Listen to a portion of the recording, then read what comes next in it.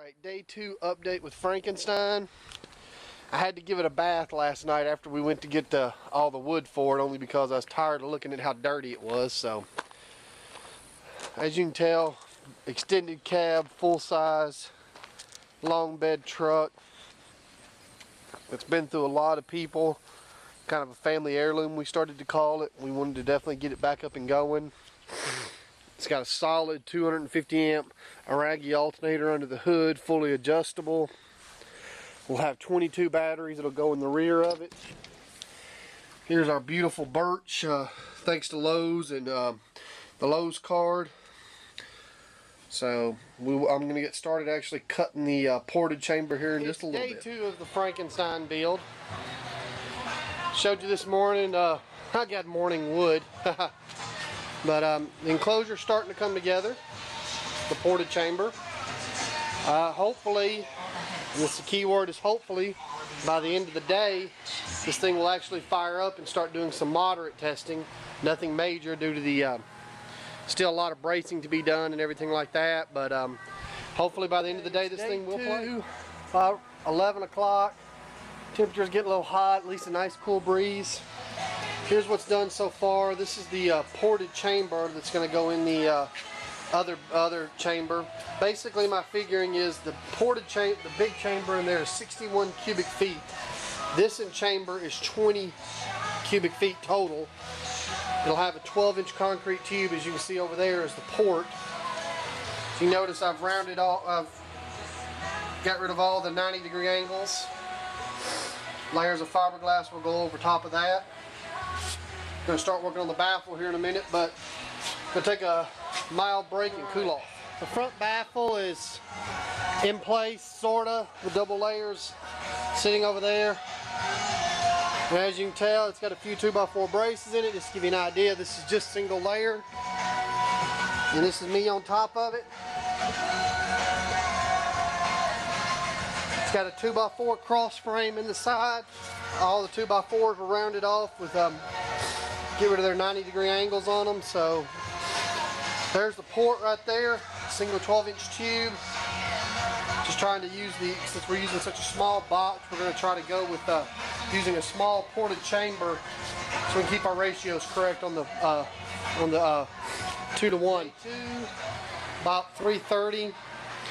The ported chamber's complete. Double layer back, single 12-inch tube, routed edges, 2x4 bracing throughout the enclosure, double top. Once the bottom goes in and screwed down to the bottom of the enclosure, it'll give 3 layers underneath it. Sides will be reinforced further once it actually gets into the vehicle. We've got limitations as it goes in as far as width goes. But other than that though, there it is. I'll be loading the motors in it and marking the pre-drill holes and go ahead and getting them ready to bolt down here. Day 2, 10 o'clock. Calling it quits for the night. Realized that of all of our 8-gauge power wire, we did not get all our black in, so we can't finish our speaker wiring. But more or less the enclosure's done. All the bolts are in it. All we gotta do is put it together tomorrow. Day 3. As you can tell, the ported chamber's in. I've started framing the back wall again, all 2x4s. It's a single layer inside right now. We're going to do some testing. Once we know our testing's accurate, we'll start going in and adding more layers. But as of right now, here's what we've gotten so far.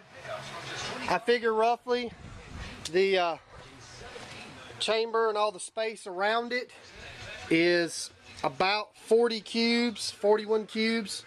So my ratio should be about dead on. So hopefully by the end of the day, this thing will actually play. Day 3, about 12 o'clock. Truck's still being worked on. God, it's hot out here. But the motors are all in place. I'm waiting on the 8-gauge speaker wire right now. So box is pretty much in place.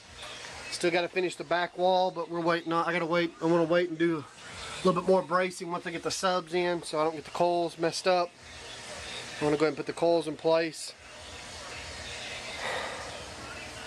There you go. Seats are still out. Big mess, but hopefully, like I said, I think it's about like 3 o'clock. As you can tell, all the power wire, speaker wires ran. It's all 8-gauge Memphis wire. That's what Kicker says needs to be on the horse. That's what we're going to put on the horse. We're going to vacuum out the sawdust, and the coils and cone is ready to go in. And then we'll start putting the back piece together, and hopefully we'll hear it play tonight. 7 o'clock. Due to a miscalculation on bolt size and some really cheap T-nuts from Lowe's, we're having to actually drill out all the recones, and as we drill out, we're also having to replace T-nuts that we bolted in because they keep snapping. So we're done for the night because all the drills are dead. So we're gonna go drag race so I can make Daniel. Okay, it is day 4. Definitely need to get rid of the stickers. Last night, went a little drag racing with the almighty Little Hulk Hyundai, so didn't get a lot of work done, but all the woofers are now completely bolted in, all set. Now we're going to start on the back wall, get it done. We're going to make a removable back wall because after thinking about it, the rear subs are not very easy to get to. And we need to make sure we can interchange the coils out whenever needed. So we're going to make a window that pulls out with about 12 bolts. It'll be kind of like changing a tire. We'll use a heavy-duty foam sealant that we use on tractor trailers at Interstate to seal the doors. So today it will play, guaranteed. It has to play before I go home. Day 4, 1:30. Back pieces are going in right now. 2x6s are about to be cut to build the outside frame. The interesting part about this enclosure is going to be the whole back top part of the wall to get to the back subs will be completely removable. It's going to help out a lot in basically being able to change out the rear subs, you know, and doing some other stuff like that. This thing works. It should seal up quite nicely. So here in the next couple of hours, hopefully we'll be doing a video of it. About 2 o'clock. You can see the 2x6 frames are in. The 2x4 frames in. We actually have DR over cutting wood and cutting the flange pieces for the back. We'll have one more piece that'll go in the middle right through there. There'll be another 2x4 to attach the back wall to. When it's all said and done, the back wall will have over 20 5/16" bolts in it to hold it together. Not to mention more bracing that'll go on the top, and including lots of expanding foam for places we can't get. Same thing on the sides. The sides will receive the same treatment. Other than that goes, just giving you an update. We're going to have to build the speaker wire distribution blocks. We are on schedule. We should be playing hopefully no later than 6 o'clock. About 5 o'clock. Speaker wires are done. Basically what I did was I ran an 8-gauge off each coil, then soldered into an 8-gauge ring terminal, a third 8-gauge that'll go out to the amplifiers to maximize current loss. Now the Kicker Warhorses will only let an 8-gauge terminal go in. So if I could have used 4-gauge, I would have to feed the amps, but the clips that they sell with it will only allow 8-gauge. So I chose to put the speaker terminals up there in a 2x4 with straight, pretty much wood piercing screws. And what that's going to give us the ability to do is we'll go and label each sub with what set of wires that allow us to easily test and maintain the wiring for each individual subwoofer. So I also have the split down the middle as a separate brace. I've considered, and I think I'm going to go ahead and do it, I'm going to make 2 separate removable panels instead of one large one. Mainly because the more I thought about it, the more I realized that if we blow one sub in one corner, there's no sense in having to take the whole entire wall piece off. With the center brace in, the structural integrity should remain solid. Of course, the back 2 removable panels will be 2-ply. And as you can tell, it's kind of hard to see. I went ahead and put a piece of birch 3/4 right there on the front to kind of level off the 2x4s where the port fires in. Later on, we'll probably be going back in there with a round tube to seal all that up. But I always keep saying we will play tonight around 6. Obviously that's not going to occur, but it will play tonight. So the back pieces are on, kind of. Got 2 screws in each. Just want to give a quick video to show. We're going to have to pull one side back off and countersink the bits in individually, because drilling through two layers of birch and a 2x4 is not liking our drill. Day 4, 8 some odd whatever. Sealant's on, rubberized weather strippings on for the back panels. Added a trim panel right here so it all sits flush. Gonna add some more bolts to it, you know, here in a minute. Just kind of, the bottom trim panel is really more for looks than support, but I mean it is still screwed to all the 2x4s, making that bottom section where the port fires. Almost 3 layers of birch, 3/4, and then a layer of 2x4s.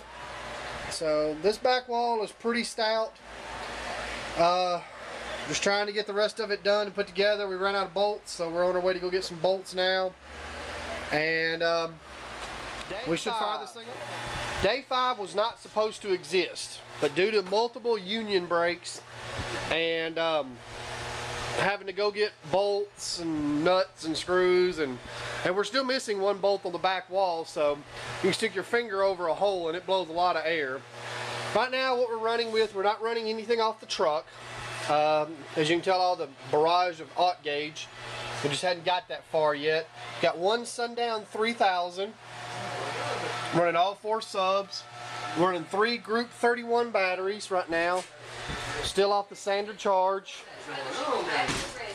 and still got all 4 subs in here. We found the sides are flexing, so we're going to get to that. We're going to put cross bracing in on that.